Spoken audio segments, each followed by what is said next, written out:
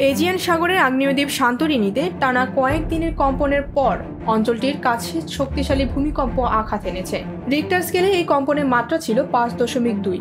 এদিকে টানা কম্পনের পর আতঙ্কের জেরে ইতিমধ্যেই হাজার হাজার মানুষ এই দ্বীপটি ছেড়ে গেছে। বৃহস্পতিবার এক প্রতিবেদনে এই তথ্য জানিয়েছে ব্রিটিশ সংবাদ মাধ্যম বিবিসি।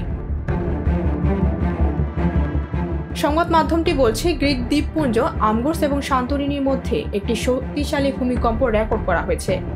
এই এলাকায় একটানা কম্পনের কয়েকদিন পর এই ভূমিকম্প আঘাত হানল।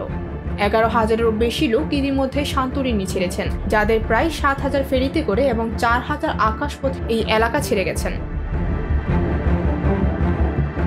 ভূমিকম্পটি কয়েক মিনিট আগে দুটি ছোট কম্পনের পরে আঘাত হানে।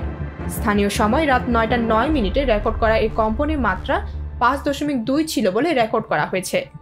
সাম্প্রতিক দিনগুলোতে হওয়া কম্পনের মধ্যে এটি সবচেয়ে শক্তিশালী। ভূপৃষ্ঠের 5 কিলোমিটার গভীরে এই ভূমিকম্প ঘটেছে বলে অনুমান করা হচ্ছে।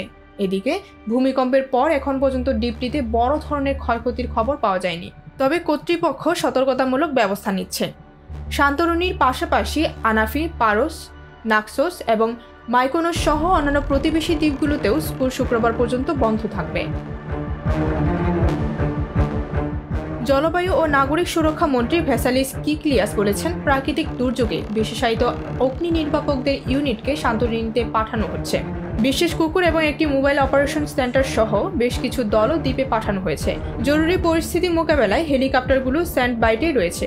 কিকলিয়াস আরও বলেছেন, দুর্বল লোকদের সরিয়ে নিতে সহায়তা করার জন্য উপকূলরক্ষী এবং সশস্ত্র বাহিনী কাজ করবে। ডেস্ক রিপোর্ট, ভোরের পাতা।